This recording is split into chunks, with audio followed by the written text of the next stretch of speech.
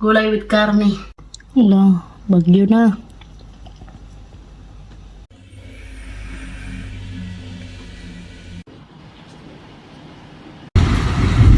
Grabe oh. Kanina pas na nag-send sa akin ng message alert guys na mag-ingat daw dahil malakas. Nakatulog kasi ako. Alas 3 na dito and wala nang kuryente. Delikado mag-travel-travel pag ganito eh. Kasi yung hangin na dito guys parang bagyo. Sobrang lakas. Sindi na tayo ng kandila. Nagluluto ako ngayon ng sabaw guys, beef. Ayan.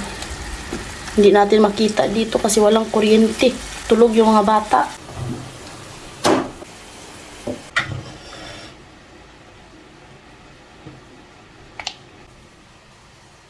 Ayan. Ito yung gamitin natin. Hindi makita yung niluto natin guys. Oh. Natulog sila dalawa. Sa CD ka dyan siya tulog. Wala yung manok. Napudma na. Lakas ng ulan guys eh.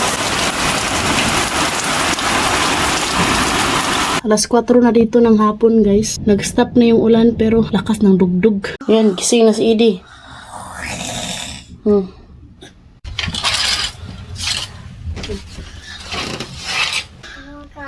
What is outside, Edie? What is there? Scared ka? Scared dito siya? No. Hindi pa rin bumabalik yung kuryente. Pero thanks God, okay na sa labas. Wala nang hangin. Wala nang ulan. Si Daddy todo remind siya sa akin guys na i-close ko daw yung mga extension. Malakas daw yung hangin. Tsaka ulan. You stay there, Edie. Mami need to cook, okay? Say ako. What can I bring home? Da. Thanks God. 4:05. Bumalik na yung kuryente guys. Ganon sila dito pag malakas yung ulan at saka hangin. Automatic talaga yan. Kino-close nila yung kuryente. Ede, hardy. Yay! Get them. Sabaw ko dito. What? Uti. See? It's a thunder's there. Oh! Allah!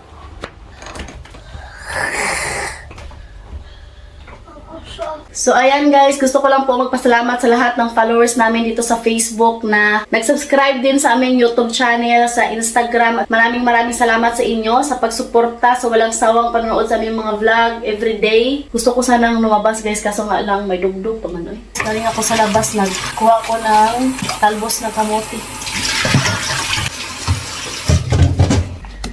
Dali?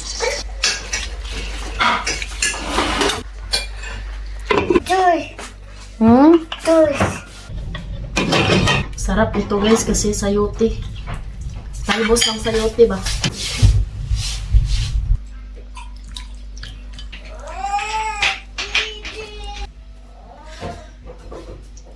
Gulay with karne. Andito na si Daddy guys. Alas 6:39.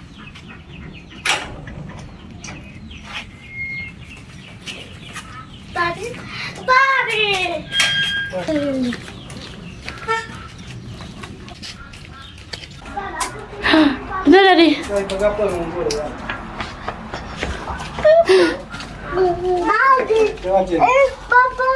Baba.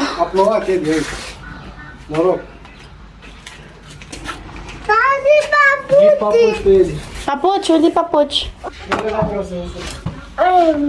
Inverse. Asya. Hayrote. Kiss daddy.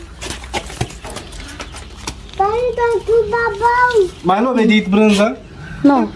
You smell brânză. Bye guys. Bye. Thank you for watching.